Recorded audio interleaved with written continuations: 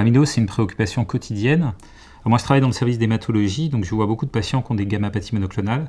Et beaucoup de patients qui ont des gammapathies monoclonales ont des manifestations systémiques, quelles qu'elles soient, et de plus en plus de médecins spécialistes pensent à évoquer le diagnostic d'amylose. Parfois à tort, mais peu importe, l'essentiel c'est d'y penser.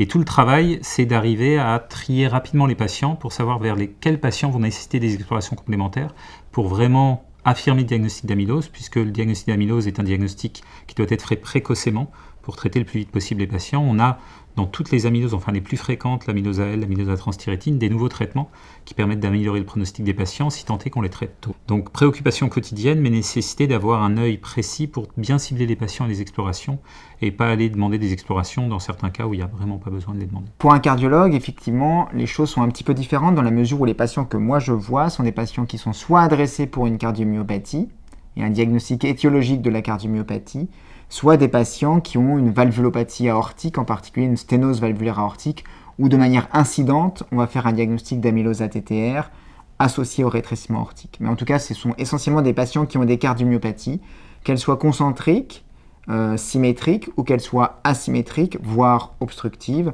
où on pensera à l'amylose ATTR et on essaiera de faire le diagnostic, qu'elle soit génétique, qu'elle soit sauvage, et bien sûr, on aura toujours besoin d'Olivier et de l'hématologue interniste pour exclure l'amylose AL et être certain que l'on ne traite pas en milieu cardiologique quelque chose qui doit absolument être pris en charge par les hématologues.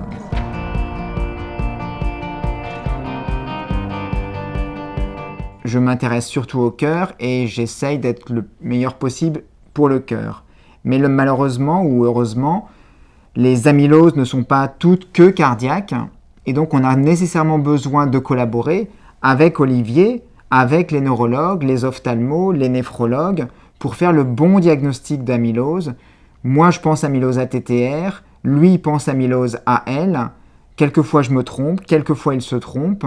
Et il faut vraiment qu'on puisse échanger, avoir son expertise pour l'interprétation de l'immunoélectrophorèse, savoir quand il faut faire les biopsies, savoir quand il faut aller plus loin dans les examens complémentaires, pour vraiment faire le bon diagnostic. Pour moi, c'est fondamental d'avoir recours à l'hématologue interniste pour les patients qui me posent problème en cardiologie. Donc cette collaboration, elle est essentielle parce que on a besoin de toute façon de savoir si y a une atteinte cardiaque. Dans certains cas, c'est entre guillemets juste à visée pronostic quand il y a le tableau systémique. Puis dans certains cas, c'est le critère diagnostique parce que certains patients ont une amylose uniquement cardiaque.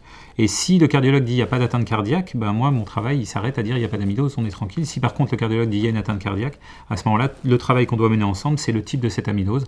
Arriver à essayer de savoir si c'est une amylose AL rapidement parce que le diagnostic doit être précoce, ou si elle est sénile, ou si elle est mutée à transthyrétine.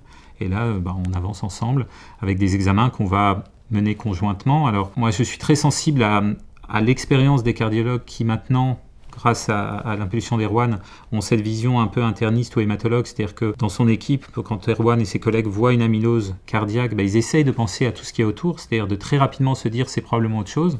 Donc l'expertise clinique à rechercher des signes systémiques, notamment des petits signes assez anodins, notamment le purpura périorbitaire, qui est un signe très pathognomonique d'amylose AL. Et puis les examens biologiques qui sont extrêmement importants parce que la découverte d'une gammapathie monoclonale, d'une chaîne légère sérique ou d'une chaîne légère urinaire monoclonale sont essentiels pour évoquer le diagnostic d'amylose AL. Donc cette expertise-là, elle est importante. Et après, on a besoin, une fois qu'ils ont fait cet examen, de collaborer, de discuter, d'analyser ensemble les résultats pour savoir chez quel patient on a besoin d'aller plus loin. Chez quel patient on a effectivement besoin d'aller faire des biopsies des glandes salivaires accessoires, des biopsies de graisse périombilicale.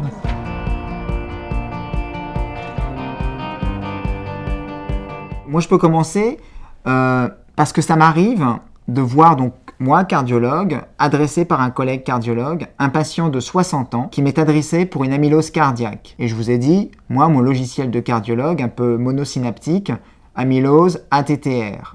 Sauf qu'à 60 ans, amylose ATTR, il y a un truc qui ne colle pas trop parce qu'on nous a dit quand même que les amyloses ATTR, soit elles sont génétiques, mais c'est très rare, soit elles sont sauvages et c'est plutôt après 75 ans. Donc qu'est-ce que je fais de mon malade de 60 ans ? Est-ce que je suis complètement hors sujet et je dois l'envoyer à Olivier d'emblée ? Ou est-ce que ça peut être une amylose ATTR ? Donc le fait est, c'est que ça peut être une amylose ATTR génétique, mais quelquefois aussi sauvage, c'est plus rare, mais ça peut l'être.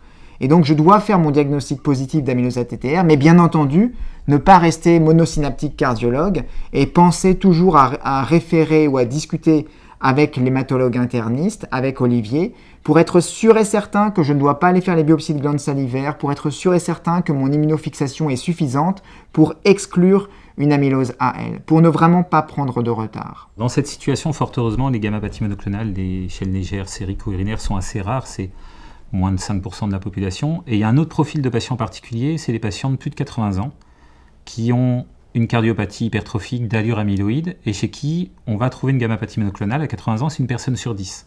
Et toute la difficulté, c'est de savoir, voilà, le patient a une cardiopathie amyloïde, il a une gamma-pathie, est-ce que c'est une amylose AL?